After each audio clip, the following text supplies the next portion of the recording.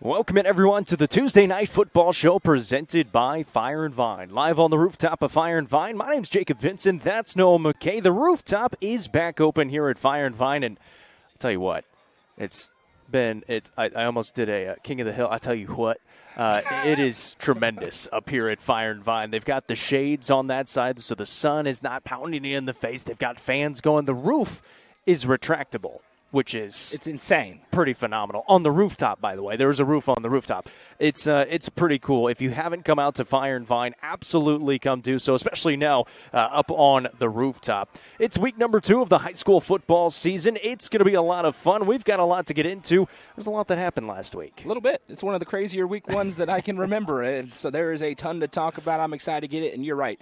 Listen, this weather is out of this world. It is sensational. Long sleeves. Now, this is fake fall, all right? Correct. This is fake. We understand that. We're like 2 weeks away from it being 95 degrees again. But for right now, fantastic. Some may say football weather. There's that crispiness in the air. You walk out. We walked out last night from volleyball, and it was, it's a little bit of a chill in the air. Let's talk some football. Before we get into it, we want to give a big shout-out and a thank you to all of our all-inclusive sponsors for making everything that we do here at UCR possible. That includes Watson Chevy. You're watching it right here on the Watson Chevy UCR Media Network. Mayberry's Furniture, Nelson Trophy and Screen Printing, Amonette's Eagle Auction and Realty, Swallows Insurance, T-Up in Baxter, Sonia Brown with American Way Real Estate, Club Wyndham, Nick's Restaurant, Turf Masters Landscape Management, The Real Estate Collective, Livingston Regional Hospital, Fire+Vine, that's where we're at right now, on the rooftop of Fire+Vine. The Quality Family, and the Crouch team with Highlands Elite Real Estate. We appreciate all those people, all those businesses. Some businesses of those may be airing us right now. We appreciate you. Hello. Hopefully you're having a good evening, and we welcome you into week number 2 of the Tuesday Night Football Show here on the rooftop of Fire+Vine. Well, as we always do and get the show started with, it's the UC Top 5. We go around, we give our top 5, and there was a lot of movement on the top 5 this week. Yeah, it's interesting. Last year, we kind of nailed it. There was very minimal movement from preseason, and last year it felt like we knew a lot more answers entering the year. We talked a ton, and as we went through games and went through the previews of unanswered questions, there are still a lot of those, and as a result, this thing is very fluid right now, especially feels like 4 through 5, or 2 through 5, rather, could have a lot of movement as we kind of get into the season. So movement this week, and I do not feel solid that this is the final 5 at all. So this is going to be a fun year when it comes to rankings. It makes our job a little bit more difficult. Makes it a little bit more fun, though, as well. Hey, if you're tuned in, make sure you hit that share button, whether you're watching on YouTube or on Facebook. You can comment along with us as well and like the stream. Subscribe on the YouTube channel. You can follow the page on Facebook. I actually haven't checked. We were just a few away from 45,000 followers on Facebook, so make sure you hit that follow button on Facebook. 17 followers away. There we go, 17. If you're not following, you can go to the page right now. It'll tell you can like the page. You can follow the page as well. You can help us get to 45,000. Let's get into the UC Top 5 for week number 2. All of these teams are 1-0. So if you lost last week, not on the top 5. I think that's kind of the requirement for the week 2 UC Top 5. Unless you went and played somebody unbelievable, right? Then that's one thing. But this week, yeah, you got to be 1-0 to be on the list this week. We're going to start at number 5. Yeah. Sound good? Love it. Welcome in to the Smith County Owls. A big win against Watertown in week 1, 28-23. Of course, the Owls, a down year last year, expected to do much bigger things this year. Got off to a good start. Yeah, good start. And Watertown, a team that has, early in the offseason, there was a lot of, I don't want to say negativity, but just not a ton of optimism about that Watertown team. And then as the year got closer, there's a little bit more buzz about them. They played really well in their jamboree with York, and so they're building something there. They had a big blow as their quarterback transferred in the spring to FCS, and it seems like they're getting their footing. I say all that to say, really good win for Smith County. Now, going back and watching that game, holy cow, do you think we could have had more penalties thrown? I mean, every play, there's a flag on the field. Listen, I know in week 1 there's a lot of penalties committed, but goodness gracious, I mean, at a certain point, there's a hold on every play. We understand it, but I digress. That's a really good win for Smith County. Riley Martin, healthy, entering the year, looked really good. He's got a complement of weapons around him. Sophomore tailback they really like. I really like the Smith County team. I think you pegged them as maybe your fastest rising team, and they showed why.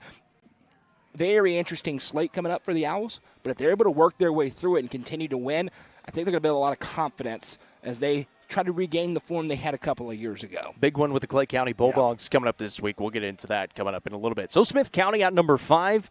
Number 4, they might not like this too much. The Gordonsville Tigers are at number 4, 21-18. We'll call it a win against Coalfield on the road whenever they called the game due to lightning in the area. I'm fine with calling it a win. Yeah. I think you are. But no matter what, a really good showing for Gordonsville. Yeah, a good performance, if nothing else for them. And, I think when you talk about them and Smith County, obviously we'll have a ton of time to compare those two teams. Yeah. Week 11 is coming where they face each other. Don't sleep on Jackson County as well. We're going to talk about the Blue Devils when it comes to that region. But regardless, I think more than anything else, I think we feel like if Coalfield and Watertown played tomorrow, we probably would lean towards Coalfield in that game. So Gordonsville able to go get a strong performance. And who knows what would end up, a game called late in the third quarter in a 3-point game. Both teams come away from that saying, we were definitely going to win that game. Who knows? Regardless, they went out and I think showed some things that we wanted to see. Defensively, a really good performance for Coach Jackson's squad. We know the weapons that this team has. They're going to be able to score points on most teams that they face. And this is one of the things we're going to talk a lot about. This is a great week for us to learn some things because you have some of those cross matchups, right? This week, Gordonsville gets Watertown. We can kind of compare those when we look at Region 4-4A. You have DeKalb County going down and getting a win in Warren County by 3 points. Livingston plays Warren County this week, right? So we can start kind of comparing matchups here in week 2. But for now, that's a really good performance for a Gordonsville team that's going to continue to gel. We were a little worried about those new pieces on the offensive line. Had a pretty good performance. That bodes well for the Tigers. So Gordonsville at number 4. That brings us to number 3 of the UC Top 5. That is the Stone Memorial Panthers. The 28-6 win against York in the high school football game of the week presented by Mayberry's Furniture last week. Pretty good showing offensively and obviously got the job done defensively as well. Yeah, without question. I think we talked about it last week. If Stone won, they were going to move up this list and be there, and they do just that. A really clinical performance in week 1.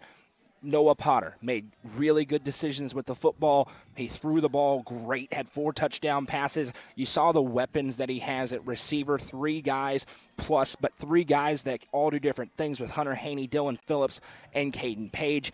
Defensively, they were much better this year than we've seen the last 2 years against the single wing. We're going to talk about York, obviously a young York team, but a Stone team that played a little bit above their size up front and a really strong performance for them. And they kind of staked their claim there to say, hey, don't forget about us when you're talking about the top teams in Region 4-4A. The 3 in the UC Top 5 jumping up the list. They're a team that is going to be a factor in region play. Another opportunity to compare when it comes to rankings. They go to Coalfield this week. Yep. That is a really big matchup for Coach Sandberg's team, but I liked a lot of what I saw out of the Panthers in the game of the week. Yeah, Noah Potter and company were really, really solid. That brings us to number 2, and there's no changes in the top 2. Both those teams won, so they remain at 1 and 2. The Macon County Tigers at 2, Upperman at number 1. For Macon County, pretty dominant victory once they got to that second half. Obviously, a little bit of a slow start in the first half against Fulton, ended up beating them 48-6. Fulton, what are we doing? I mean, listen. That was a struggle. And Macon did exactly what they needed to do in the second half of that game and put it away. That's what good teams do. We have to have 11 on the field on every play. I mean, there's got to be 11 on the field on every play. It was one of the tougher things that I think we've had to watch up there calling that game. It was a lot of fun to call that game, but Macon County did what they're supposed to do. Eli Gammon, he is a weapon in the kicking game for this Macon County team, the ability to do different things. Now, yes, Fulton was giving opportunity after opportunity, but his ability to have a huge leg, directionally kick, things like that, gives Macon County a big boost. And this is a Tigers team. We mentioned new stars going to emerge. How about Bradley Crawford? Big-time performance for him on both sides of the ball. Xavier Bentley showing off some of his elusiveness and athleticism. Great catch for him in addition to what he did in the running game. So Macon County had some issues up front early in that game, had some errant snaps, kind of getting the kinks out. But they did what a lot of teams who were replacing people didn't do, and that's take care of business in week number 1. So the Macon County Tigers remain at number 2, and our number 1 team are the Upperman Bees. They went on the road at Knoxville and took care of Webb, albeit only in one half. beat them 29-7. Yeah, it's good for Webb that was a half because Yes. that game was going to be a running clock. Webb scored on the first drive. We'll talk about that. A little bit of a gut check for Upperman with the injury on the first play of the game. But after that, going back and watching, which we've gone back and watched all these games, Upperman dominated that football game in every facet of it. Showed why they were the preseason number 1 ranked team, showed why they're a top 5 team statewide in the poll. Now, they're going to have a big test this week that we obviously will talk about with Greenville. But a clinical win for Upperman, absolutely no gap given for anybody to jump above them this week in the rankings. So Upperman remains at number 1, and that is the UC top 5 for week number 2. The Upperman Bees at number 1, Macon County at number 2, Still Memorial at number 3, and then the newly jumped in Gordonsville Tigers at number 4, Smith County Owls at number 5. UC top 5 for week 2. Your favorite parts. Not his favorite, but your favorite parts of the UCR football show brings us to where Noah was wrong and where he was right. Yeah, Glasgow, my bad. I did not. I was not. We were all wrong about that. I was not familiar with your game. Siegel Stars, my bad. I was not familiar with your game. Week 1, typically your biggest whiffs. Mm-hmm. The Glasgow game in particular against Clay County, total whiff. Nolan Adams we turned that play. one on, and it was not great to for a little. the play. But Nolan Adams didn't play, but I'm sorry, 42-0. There's no 49-0. My apologies. There's no asterisks you can put besides 49-0. That is a clinical effort. They're outside of our coverage here. If anybody from Glasgow is watching, just across the border, it's bad. not too far away. And definitely and missed on Cookville Siegel. And you know some of that is Siegel historically has not been a big powerhouse. Well, you can even tell. County. I went back and watched the post game today and heard what Craig and Colin had to say afterwards. There was a big celebration there for the Siegel Stars. I mean, that was a big win for them to go on the road. They were clearly juiced up. Yeah. That was a statement opportunity for them, and they went and made it. So definitely wrong on those two. Now, my favorite part where I was right, you know, we kind of talked about this, and I already mentioned it, the teams replacing key pieces. What would that look like? And that could be a struggle at times. Speaking of Cookville, it was a struggle at times. White County, it was a struggle at times. Where did that production going to come from? I feel like we had a pretty good grasp on that, got that one right. Obviously picked the game of the week correctly. Felt like if one team was going to control it, it would be Stone, considering what all the different factors that we talked about. So, you know, it's funny. Goose was like, we had a terrible week of picks. I went back and through, and if the Gordonsville game goes down and there's a no contest, which officially it has, I was 10-2 last week. So the champ stays champ. But still, I was right on a lot, but there was a couple of major league whiffs in there. So that's where Noah was wrong, where he was right. Let's get into some of these games that happened in Week 1. We'll go through some of the games that happened, and we'll also preview some of the games upcoming this week. We've got 4 broadcast games upcoming this week. We'll talk about all of those, and then we'll talk about some of the games elsewhere around the Upper Cumberland as well. Hey, if you're tuned in, this is the UCR Football Show, Tuesday Night Football Show presented by Fire+Vine. We're on the rooftop here at Fire+Vine. Make sure you like the stream if you're tuned in. Wherever you're watching, YouTube or Facebook, you can leave a comment. Let us know where you're watching from, or maybe what team you're cheering for. And make sure you subscribe to the channel on YouTube and follow the page on Facebook. 17 away from 45,000 followers on Facebook. My name's Jacob Vinson. That's Noah McKay. Let's talk some more football. Let's go. Start with the Cavaliers. A tough loss against Siegel at home in Week 1, 15-12. Had a chance late a couple of times, unable to get the job done in a game. They led 3-2 at halftime. 12-8 late. Siegel scored late in that game in that fourth quarter, and the Cavaliers unable to march it down the field, which they only had, I think it was 34 seconds to do so, and try to come away with the win. Tough loss in Week 1. You know, on the End Zone show Friday night, that's not a good loss. And then I went back and watched the game. It wasn't a good loss. You know, it just wasn't. And Siegel absolutely came in trying to send a message, and it just seemed like offensively Cookville could never quite get it in gear. They became a little one-dimensional again because they could not get the pass game working. Maybe the best example of that, they get pinned with a great punt by Siegel. They're on the 1-yard line. We're like, how is it 3-2? Siegel sent everybody, and it was a little inside run for Cookville, and it got blown up 3 yards deep in the end zone. And Cookville became a little bit one-dimensional. They didn't have that guy that Blake Owen was able to be last year where he just went Superman mode and took over the football game. Now, with all that being said, they still had a great chance to win the game, right? They had the lead with under a minute to go. But Cookville's going to have to figure out who they are offensively. It seemed like, and Colin, he hit the nail right on the head, they just early. They were trying to get the deep passes working, and it just wasn't there. It just wasn't in rhythm. There were some guys running open, and the pass just wasn't quite there, right? So then they kind of got back into that power run, but who's going to be that guy, right? And Reese had a really good game, and that's a kid, it's just a sophomore. You're going to learn his name really quickly, Hunt Reese, and a few other guys were able to make some plays. Blake Barrett had a long touchdown run, which seemed like it was going to be the game winner for a while, but just couldn't quite get it going in that game. You got to tip your cap to Siegel, but this Cookville team with this schedule, and I think we both look at that schedule now and go, it looked tough entering the year. Now it looks really tough for them. It doesn't get easier this week, but defensively, held Siegel down. And really, you could say those same things what I just said offensively for Cookville about Siegel. They were struggling to get anything going, which is a good thing for the Cavaliers.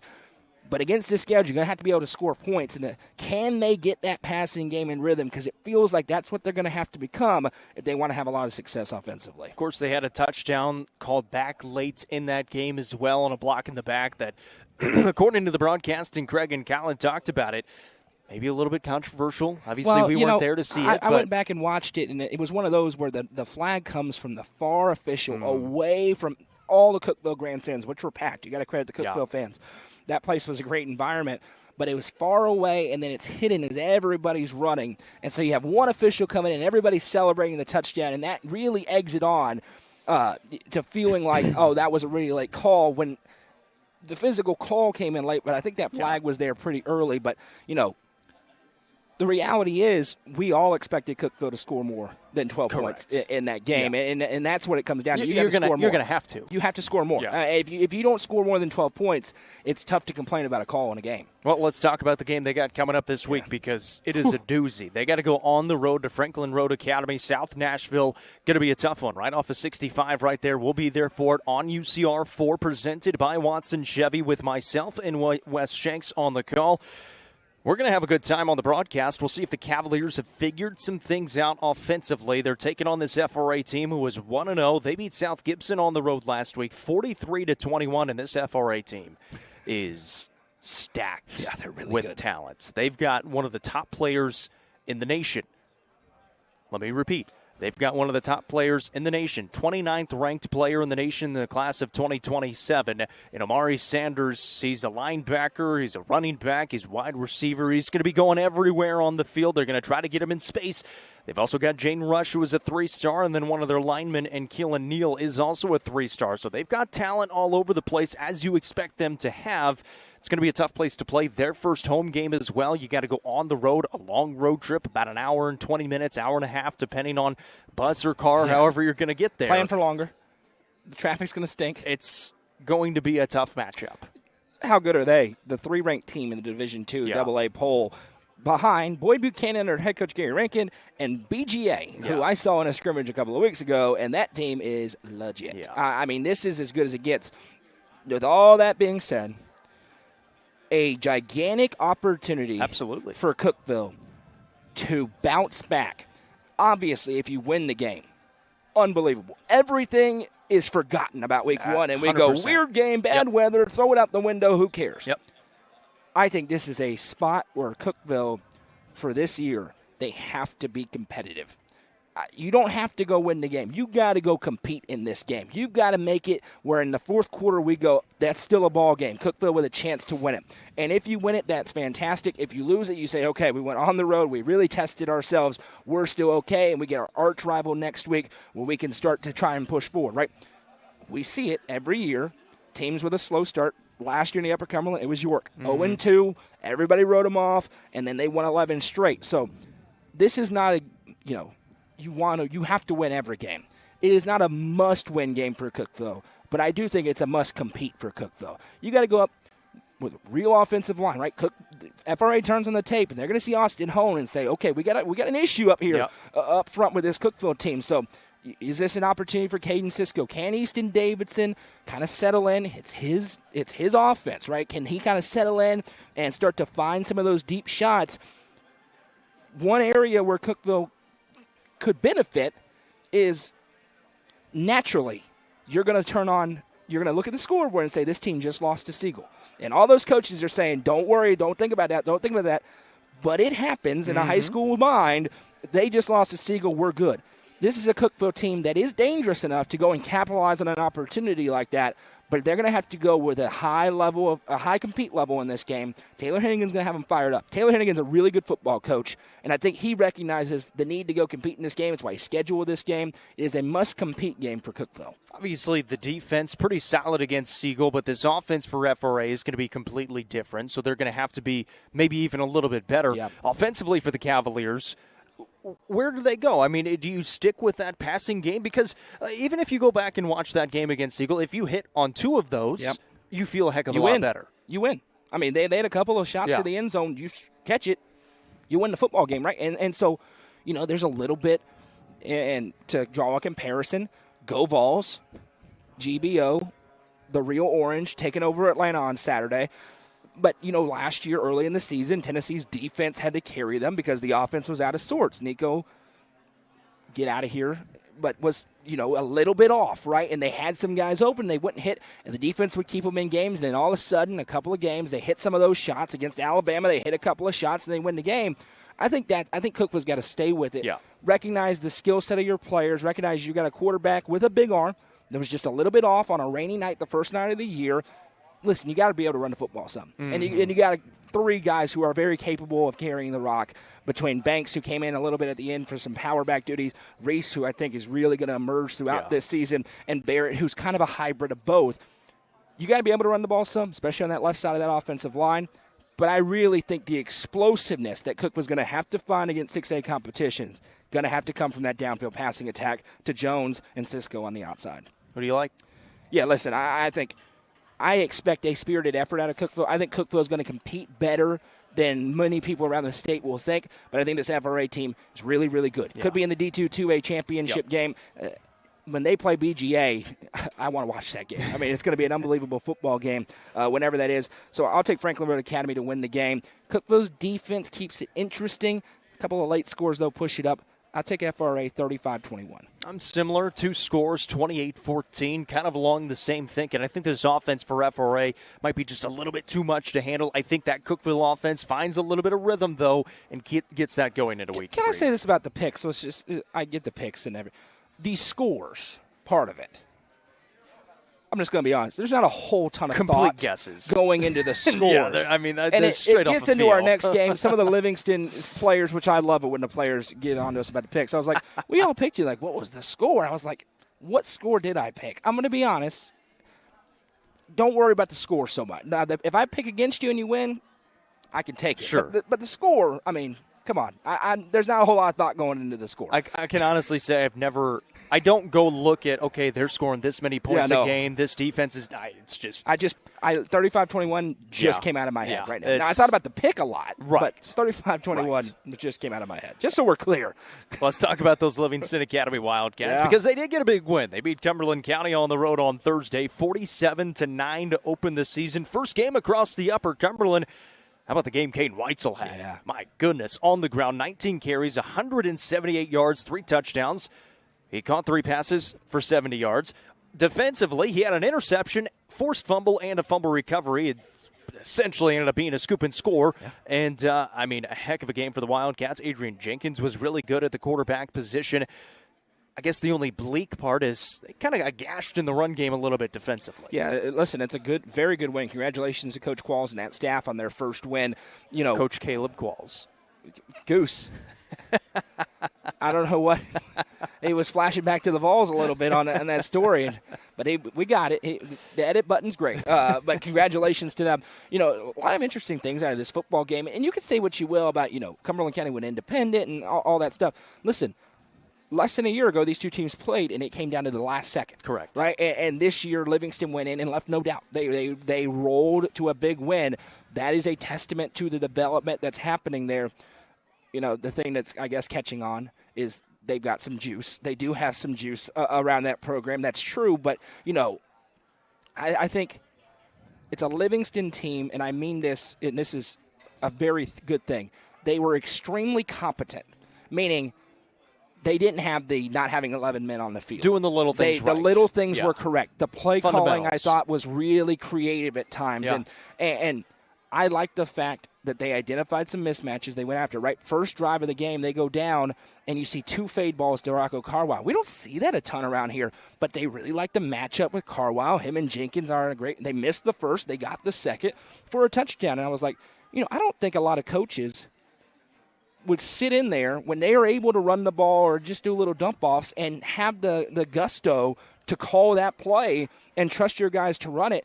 I really like seeing that at Livingston Academy because they probably could have gone in there and been real boring and run the football 3 different ways and won that football game. They didn't do that. They mixed it up, and I think you're going to have to do that this week. And then when you get into this very good region in Region 4-4A for a team that wants to make a big jump, those are the sorts of things you're going to have to do. Caden Weitzel was great. I thought Adrian Jenkins really smart. Great. Took 1 hit. Yep. He was smart about getting down. This is a team, they need him to be healthy this entire season. You don't want him to get hit. You could see it, too. I mean, there was a couple of plays where nothing was there, steps up in the pocket, realizes he's gotten some space out front, just slides down. 100%. Or he'd step out of bounds. And you said it, just the one time that really couldn't do anything about it. Now, Liam Stevens, we know your name. Wow. Welcome to the show. Isaiah McMillan, too. Yeah, absolutely. Those two are really good at Cumberland County. I think they're going to do that a lot.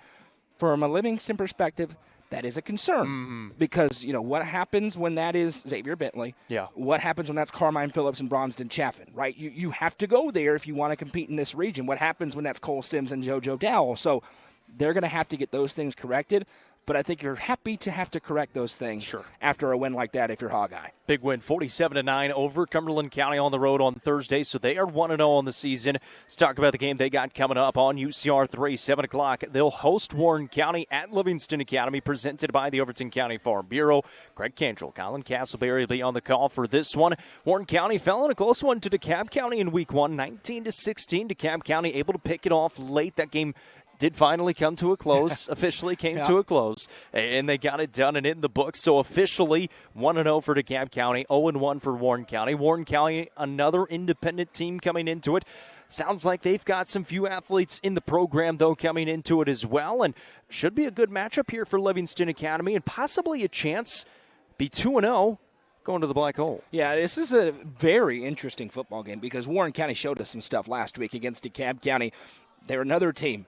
They went independent, but a new head coach and a new energy, right? All of a sudden, it feels like it's a Warren County team playing with a little bit more to them. So, this is and you always have this, and quite frankly, this works in Livingston's favor as well. When you've had some down years, teams can overlook you a little bit.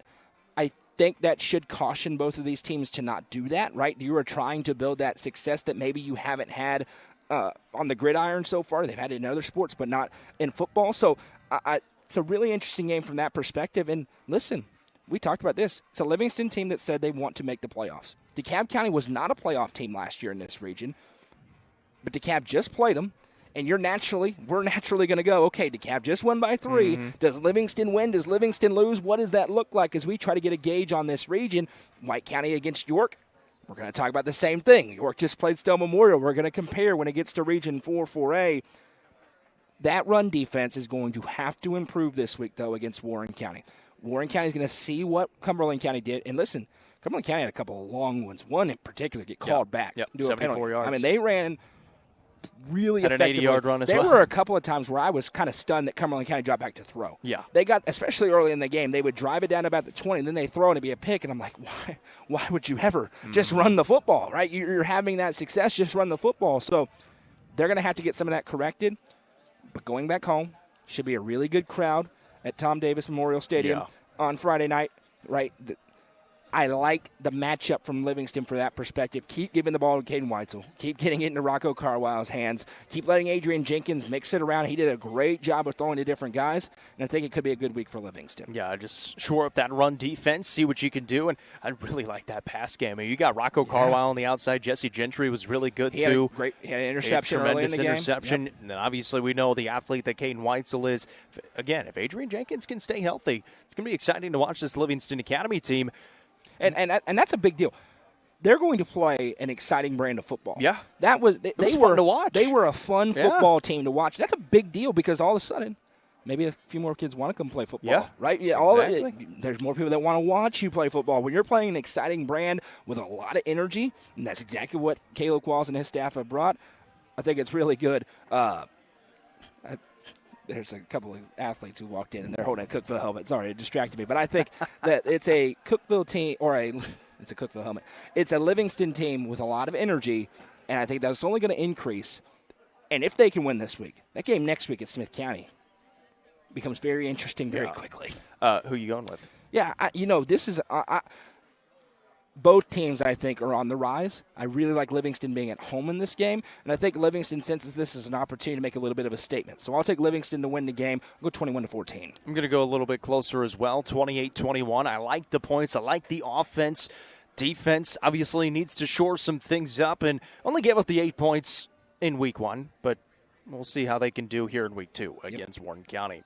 Macon County. A little bit better offense this week going up against them with Warren County. A couple more weapons and a little bit. They can spread it around a little bit more. Yes, exactly right. Macon County, a big win in week 1. They beat Fulton 48-6. Yes, Coach Schullers probably should have been a little bit more. And he's probably right. They led 14-6 at halftime, and you could hear kind of the post-game speech to his team afterwards saying, you look up at the scoreboard and most teams, most programs would look at that score. Okay, you're 1-0. The score looks good, but he said it didn't feel great in that first half. They were only up 14-6. Very slow start, couple of bad snaps. They changed their center, and obviously that kind of righted the ship a little bit. Gave up the score late in the first half. Went 3-and-out to start the second half, but then they got the stop, and it was on after that. Yeah, and once they kicked it into that gear, which we've seen them kick it to over the years, it was over. Once they found their groove, they were rolling in that game. It did take a while, and there are some, and not a huge surprise, right? What did we mention? You lost your get-out-of-jail-free card. When you snap the ball over the quarterback's head, he has to go back, and it's 3rd and 45, you're not going to convert. Even though it was a pretty good play after that, you're still in 4th and 25, right? They don't have that this year, but what they do have is they're very well coached, right? They were very disciplined in that game. All the things that you have to do to have success on a Friday or Saturday night, that's what they do well. So while there are maybe more limitations athletically in some places this year, they're still going to be super competitive. Yeah. And when you look at the schedule for Macon County, they are going to have a very good record. They're going to be undefeated for a while. And then they're going to get into region play this week. They're going to be undefeated for a while. And if you're a player, tune me out. I anticipate this will be on Where Noah Was Wrong if they lose. But I think they're going to be undefeated for a while. And that's going to be a great confidence builder. And they're going to figure out what they do well, right? There's a couple of plays that even ended up being big plays where I think they're going to turn it on and say, hey, but if we make this decision, it's even easier. And this guy didn't have to make an unbelievable catch, or this doesn't have to happen. And you're not going to play a team that can't get lined up every week. But it feels like it's a Macon County team that understands who they are, and they're trying to build that rhythm here early in the season. Who are you most impressed with in that game? I mean, there were quite a few guys that – stepped up and made some really big plays. You could really go both sides of the ball. Who are you most impressed with? The name that I did not expect, I expected Matthew Willey to do a lot of things. I expected Xavier Bentley to have a good game. They both did. Bradley Crawford really emerged, and we talked UC Game Day Live. We talked about somebody's going to emerge as a name, and I think he's a guy, because of how he plays and the positions he's in, he's going to have opportunity to make plays every week. He recovered 2 onside kicks, which weren't onside kicks, but they ended up being onside Second kicks. One may have been out of They recovered 2. They recovered 2 kickoffs in that game. If you can't get lined up, you forfeit the right to complain about an onside kick. But I think Bradley Crawford was named that really jumped out to me. Yeah, he was really big and really impressive. And the defense, as always, looks really solid. It did from the get-go in that game. Obviously, only gave up the 6 points. Offense took a little bit, but they were able to figure out, especially in that second half. They got a big matchup coming up. Their rival on the road at Westmorland coming up Friday night on UCR2 at 7 o'clock. This game will be presented by Macon Bank and Trust Company with Tim Case and Stephen Lancaster. Looking forward to having those two on Macon County games for the rest of this season. And they get their first chance at this one today. And obviously, Tim's going to love it at Westmorland. Of course, he played at Macon County back in the day. Big rivalry game for him. Westmorland coming off of a loss to Greenwood, Kentucky, a big team out of Kentucky in the 5A classification who went 5-6 last year. Lost to them 26-6. Macon beat Westmorland 31-7 to open up the season last year. And, of course, Westmorland in that 2A classification. So the size of Macon, very apparent in last year's game. Would imagine it probably plays a factor in this year, too. Yeah, no question about it. And there's very interesting things here. By the way, little plug as we're to the middle of the show. If you want to be a producer for UCR, yes, run a broadcast, send a message to our Facebook page. We need somebody to pan a camera and run a scoreboard and run the advertisements. We need a couple of people who are willing to do that on some Friday nights this year. Send us a message, and you can rep the UCR and say that you're with us and all that stuff. And just the unbelievable amounts of street cred that come along with saying that. Something like that. Yeah, but we need a couple, so send us a message, and we will train you up and get you ready to go so you can be a part of the broadcast on a Friday night. The only thing that concerns me from a Macon County perspective in this game is the rivalry factor, is the throw the records out the window when these two teams get together factor. That being said, I love everything about this matchup. Westmorland, much like Macon County, lost a lot. They have a brand-new head coach, right? So they are trying to replace a lot of different pieces, and I think this is a Macon County team that is in a little bit further ahead when it comes to building that rhythm up. There are now a ton of Cookville Cavaliers who are here, which is great. Welcome to the rooftop of Fire+Vine on a beautiful night on the rooftop. I think Macon County bigger up front, a little bit more explosive. Now, the scheme that Westmoreland runs makes things difficult for you, but I like Macon County to roll in this football game. I'm really interested to see the atmosphere of this game as well. I mean, even just reaching out and getting this game set up and the crew set up, the stands are going to be packed. Yeah, have you been to Westmoreland? I have not. Yeah, it's I've been there several times. It is small in a good way. They support Westmoreland big time up there. Yeah, but there's not a lot of room. There is certainly not a lot of room up there. Well, we're going to have the broadcast of it. Looking forward to it, having Tim Case and Stephen Lancaster on there. We're going to pick it as well. Yeah, Macon County rolls. I'll be really surprised if Macon loses. I got them winning 35-7. I'll go 35-14. We'll give a couple of scores for Westmoreland. Juiced up, ready to go, but still 35-14. Let's talk the Upperman Bees. They got a big win in Knoxville against Webb, 29-7. Of course, it was just one half of football. There was a lightning delay before. We had all kinds of fun trying to get on. Apologies for that. Not going to happen this week. Are you sure? Yeah. Okay. We're pretty sure. And then going on. I wasn't going to bring it up. Going on after they give up the touchdown, because Webb got the opening kickoff, marched down the field. Travar Young Jr., tremendous on the opening drive. It was all Upperman after that. Yeah. It was lopsided, and I mentioned it early. Good for Webb that the storm blew in, because that was going to get real ugly real fast. And there's a lot of reasons for it, but it starts and ends with Bronsden Chaffin. Clearly the best player on that football field. They had no answer for him. Now, you got to credit that big offensive line. They were moving people, enough weapons that you have to respect for him, but it starts and ends with number 8 for Upperman, and I think that's going to be the case a lot. I mean, 12 carries, 186 yards, 4 touchdowns, 99 passing yards. They threw it 12 times. Yeah. That is a great game. Correct. And it was a half. Correct. That was a great game. You know what my favorite quote was?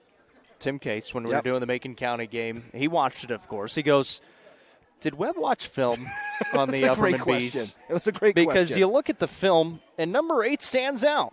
A little bit. They didn't defend like that whatsoever. Well, and, in their defense, you think about the long touchdown run he had. I don't think it was a design run. I think it was a design little bubble out to Carmine Phillips, and Webb defended it, and all of a sudden he just said, forget it. He just saw it. And ran away from everybody for 88 yards. So, he is in complete command of this offense. It is a totally different looking offense, right? We're going to talk about with the Greenville game. It is very different than 2023 when they went there, but he is in complete command of that offense, and maybe an opportunity for other guys to emerge this week because of all that he did. Because, listen, if you're going to let that happen, they're just going to lean on that. Correct. Right? If you're not going to force a counter, you're not going to get a counter. And so maybe the ability to hide an Elijah Fitz last week, to hide a Colton Johnson as much as you can hide him offensively in that game, even to hide a Carmine Phillips in that game. So all things considered, when it comes to the result, great. But not great news when it comes to the middle of that defense. Yeah, Walter Kane, he went down with an injury on the opening kickoff. Unfortunately, it sounds like he's not going to be back the rest of this season. So, once again, our prayers and our thoughts going out to Walt and the rest of this season. Hopefully, he can maybe make a return and at some point get back out there. We know he's going to be out there supporting as he was last year as well. And but still. It's going to be a fun season to watch this Upperman Bees team. Yeah, absolutely brutal for that young man who had to battle back from the knee injury last year to go down in the opening kickoff, and really great kid, obviously a great player. When it comes to what does Upperman go from here, Trevor Polk, there's another Polk. He was really solid.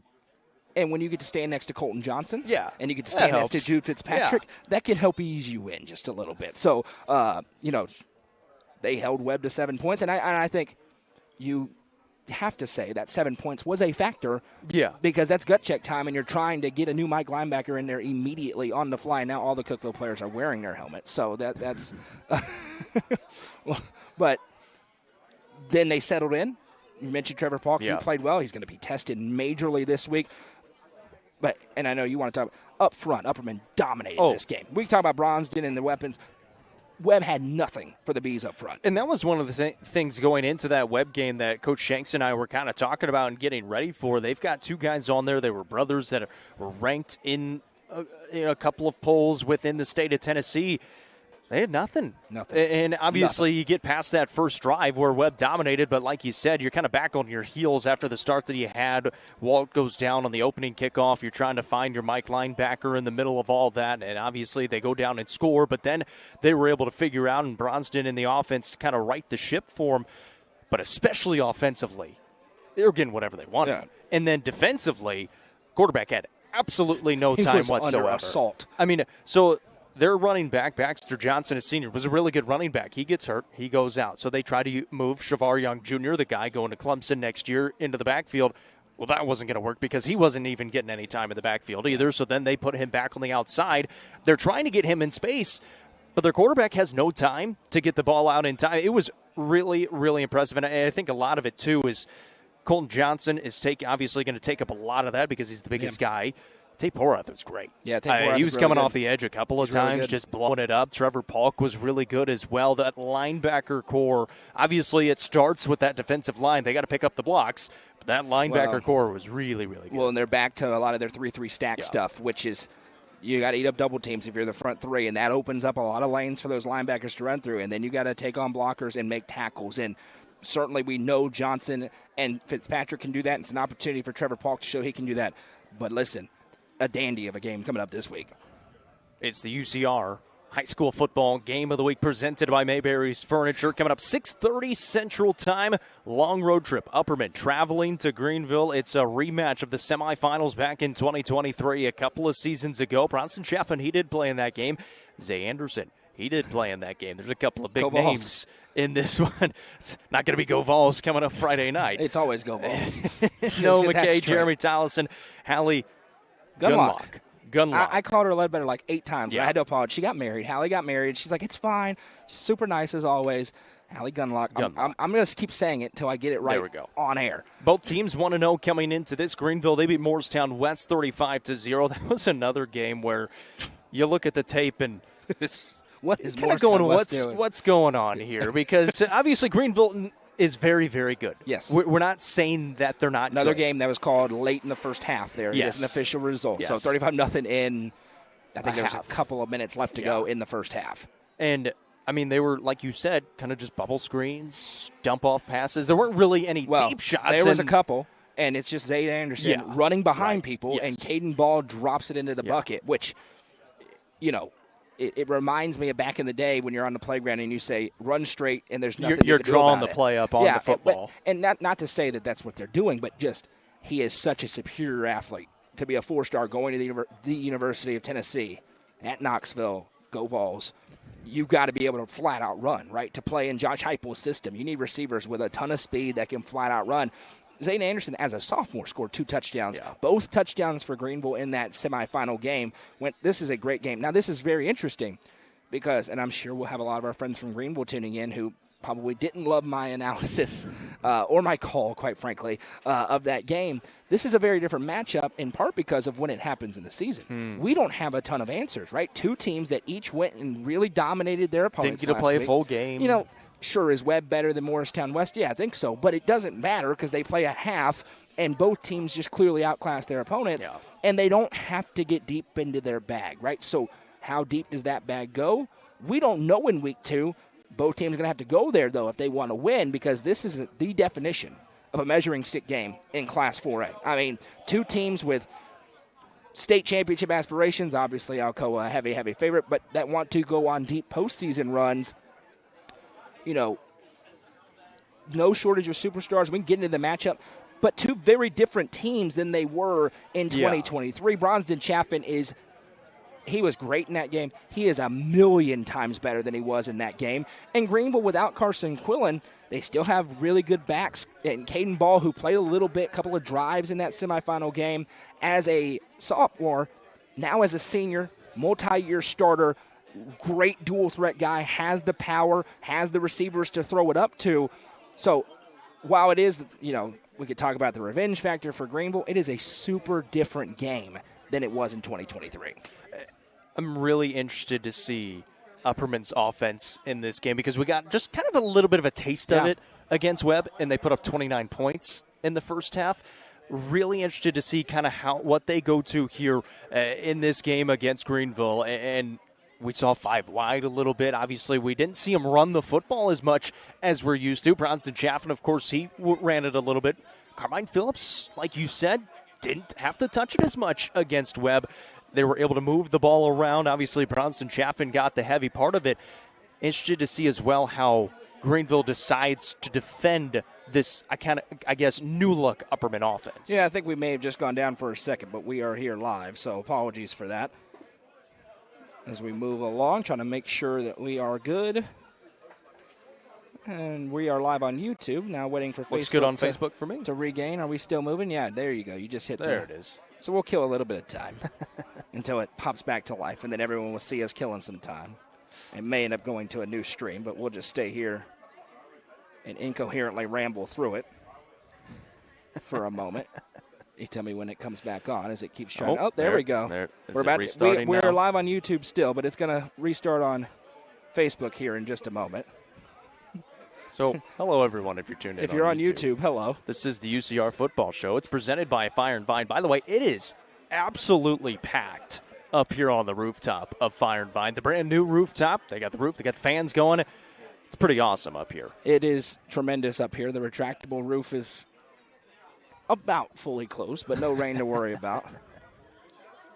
And this is how we kill time. It's special. One moment, por favor.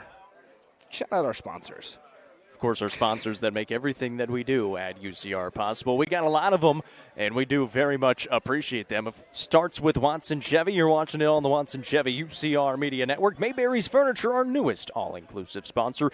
The longest-running Nelson Trophy and Screen Printing. Amanette's Eagle Auction and Realty. Swallows Insurance. Tee Up in Baxter. Sonia Brown with American Way Real Estate. Club Wyndham. Nick's Restaurant.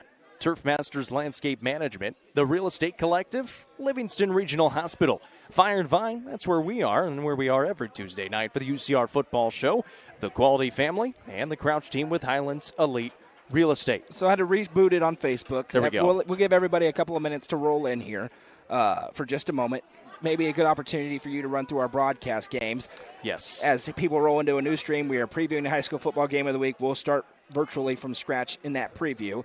But he's going to shout out all of our broadcast games this week, and then we'll get back into previewing that game. Apologies for that, but we're back live and in color. So our 4 broadcast games coming up this week across the UCR Media Networks. It's going to start at 6:30 with the one that we've been talking about with the UCR Game of the Week presented by Mayberry's Furniture, Upperman at Greenville.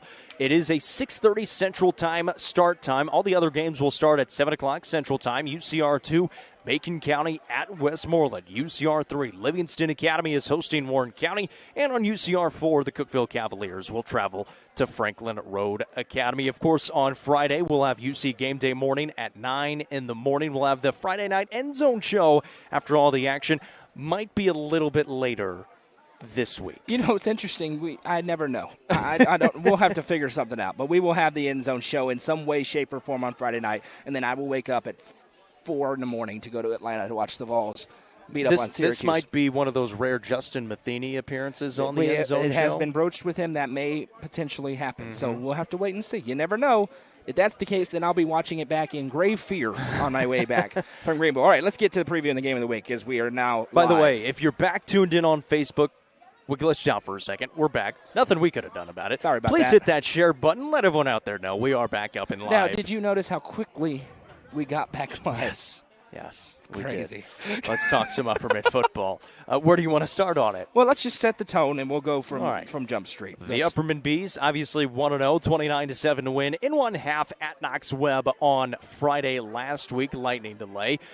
Pretty much the same thing for Greenville. They beat Moorestown West 35-0 in less than a half. They didn't get all the way to halftime. A couple minutes before that, before they had to stop short due to lightning as well. So both teams 1-0 coming into this matchup. Both top 5, top 4 ranked teams in the state. Both in the top 6 right now, maybe top 5 right there. So it's 2 of the top teams in the state in the Class 4A, in the 4A classification.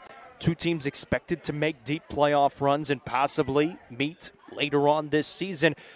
Big-time players, Bronston Chaffin for the Upperman Bees, Zay Anderson for the Greenville Green Devils as well. No Carson Quillen in there anymore, but still a very good Greenville team. And I was saying before we went off air, for Upperman, really excited to see what this new look Upperman offense looks like. Yeah, and I'm not sure how much went through before we went down, so I'll reiterate something, and that is how different of a matchup this is from the 2023 semifinal matchup. From an analysis perspective, because we have way less information. That year we were able to go back and watch 13 games worth and really figure out what these teams are doing, see them in close games, see them in blowouts, see, kind of the schemes and stuff like that. This week, both teams have played a half or less than a half against teams that they were clearly better than. So you don't have to go deep in your bag. You don't have to show different things. You can hide some people maybe that you don't quite realize can really pop. And of course, different personnel, and then those who are the same players are very different. Bronston Chaffin is 1,000 times better than he was. He was really good as a sophomore. He is way better now, right? Carmine Phillips, same way. On the other side, Caden Ball came in spots that year for Greenville. Now he's a 2-year starter at quarterback, has a ton of poise, and Moxie, a dual threat guy that's explosive both through the passing game and on the ground. Zay Anderson scored both touchdowns for Greenville in the quarterfinal or in the semifinal game.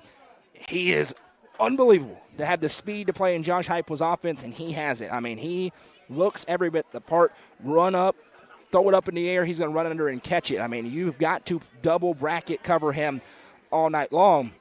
A lot of unknowns in this game. Will Upperman and really will Adam Kane, as a play caller, commit in a tight game, which I think everybody anticipates this being a tight game, to staying 5 wide? Or will he get back to 11 in the box and 8 left, 8 right, 8 down the middle? Because I think this team is very, very effective 5 wide with Phillips and Fitz and Johnson and Porath and Bronston Chaffin being able to run and throw. But it's going to be real tempting to get in that box with number 8 and try to mash for 4 quarters. We kind of saw it against Webb, though. You go 5 wide, you spread that defense out. Makes it really tough on that defensive line, on those linebackers as well, when you got to keep track of Bronston Chaffin in the backfield. And just seems from what we've gathered that the question mark defensively for Greenville is that young linebackers, not that they aren't very promising, but they are young, so there's a little bit of unknowns there. Can you stress them out a little bit by spreading out? And listen, we mentioned Trevor Polk had a great game. I imagine they're going to try and generate some push up front. Greenville there's no doubt Coach Spradlin's going to have his team watching that game. From Upperman went in and physically dominated that football game up front. It ended up being close on the scoreboard, but it was not close in that stadium. It was ball control. Upperman did what they wanted. Greenville could not do what they wanted. Carson Quillen is as good of a player as ever been up there. He ran for negative yardage in that football game. So you are not going to get Greenville, which I think may have happened in that game, a little bit off guard. Right, a little bit unprepared. I think this is a team that now recognizes that a real legit threat is coming to town, and that makes things more difficult if you're the Bees. But ultimately, I think you like the fact that your stud is at quarterback, right? He touches the ball on every play. They're going to get the ball to Zane Anderson in a bunch of different ways. Deep shots, close, screens, jet sweeps, every way that they can. But you like the fact that Bronston Chaffin gets to really control it every single play from scrimmage. How do you slow a player like Zane Anderson down? Well, you don't stop him. You're right to say slow down. It starts with Elijah Fitz, probably going to get that assignment, and then you have safety help the entire game, right? And you let him get behind you, it's a touchdown. He is that good. He gets behind you, it is 6, right? And he hit one on a go, and he hit one on a deep post, and both were 6. So they did a good job against the Clemson kid, and he still got loose a few times, right? It's just like we talk about with Chaffin, just like we talk about with the guys up here that are big time. They're going to get theirs. You got to limit that damage. Get him down after 30 instead of 60. That's reality. Get him down after 30. Both of these teams, though, have guys, especially one game in, where I think they're going to turn on the tape and go, holy cow, this guy is unbelievable. Yeah. And that's why you got to tip your cap, both these coaches. Yep. Now, I think both teams have trouble getting teams to schedule them. I'm sure that's a little bit of it, too. But to have the guts to schedule this game, week 2, because, listen, if you win, fantastic. You're rolling. Everybody says you're going undefeated in the regular season. If you lose, people are going to write you off when it comes to later in the year. Yeah. They're still going to know you're really good. Now, that's not reality, right? We saw Macon County lose 2 games in the regular season and win it all. But that takes a little bit of guts to put a very losable game on the schedule in week 2. Props to both teams for doing so. Who are you going with? Yeah, I mean, I think it's a really, really good game.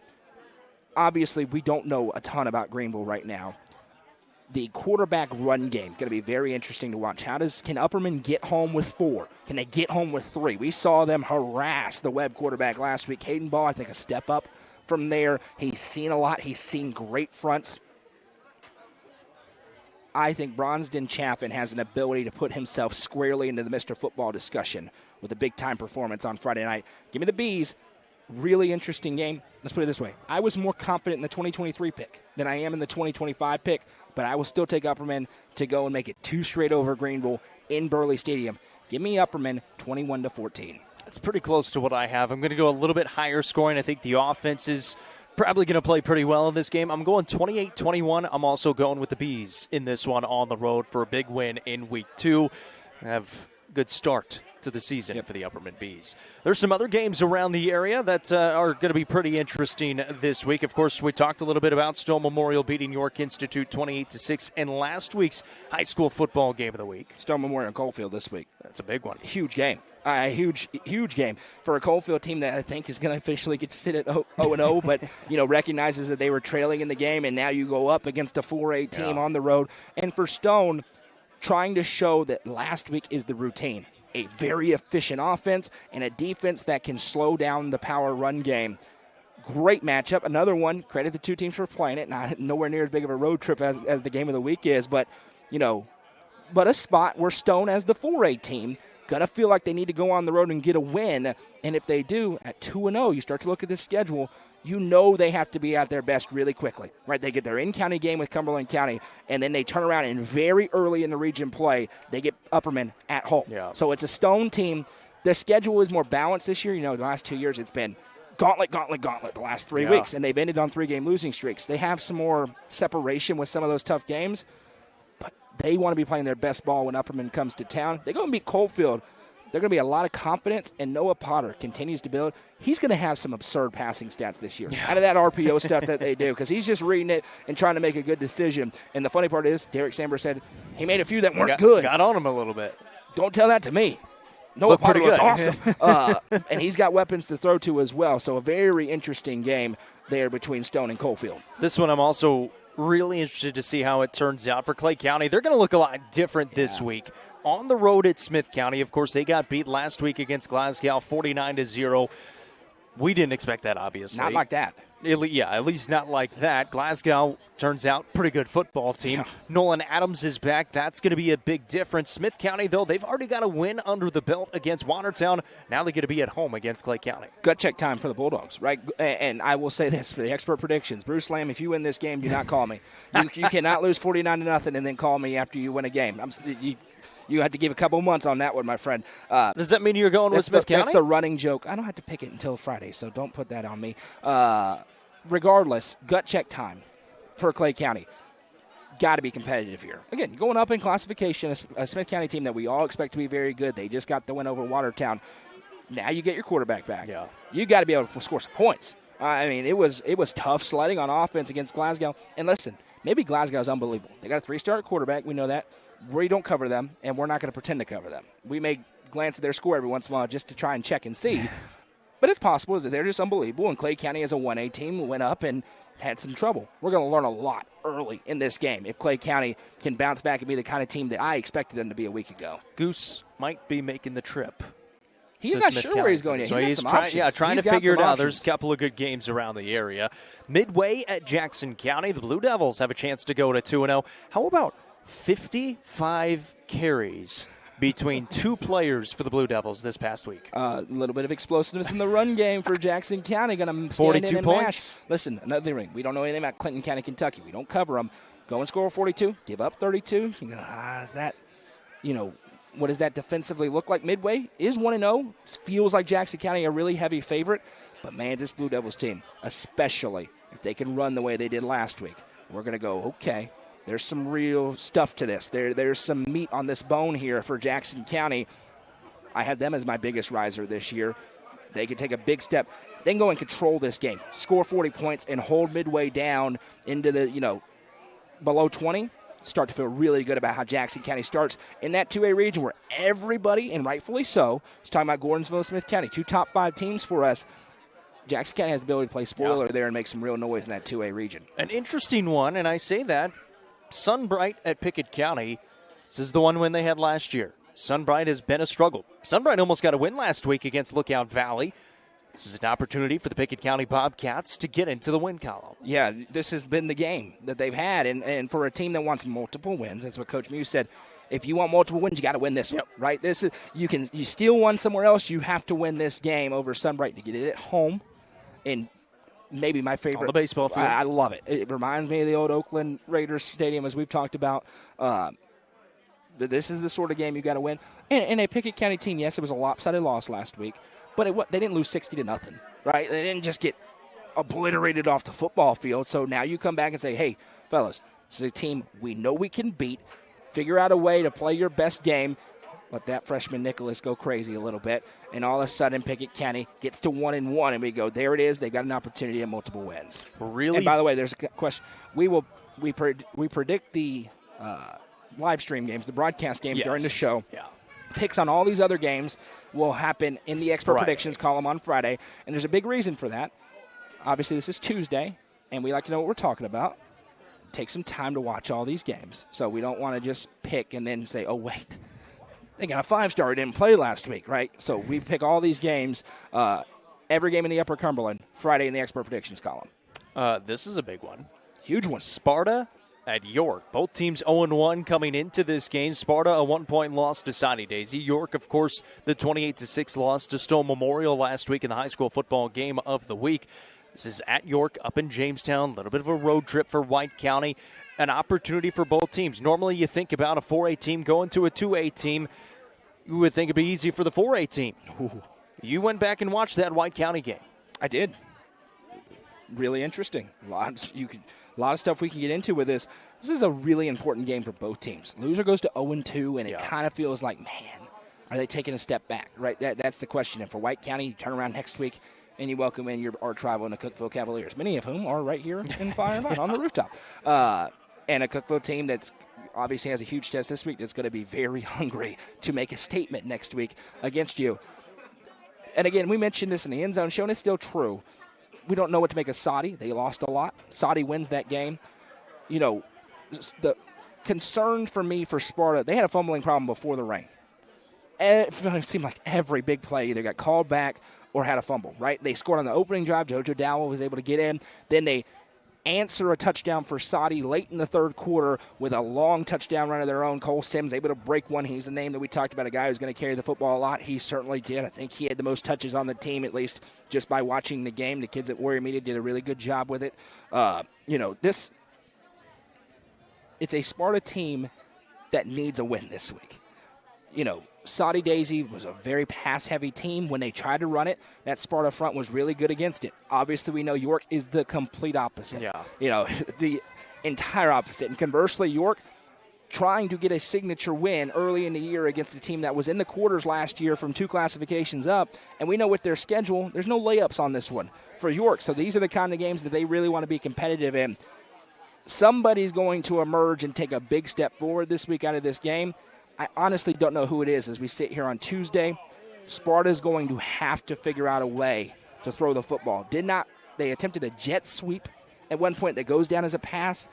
There was no real attempt at downfield passing outside of 2-minute situations.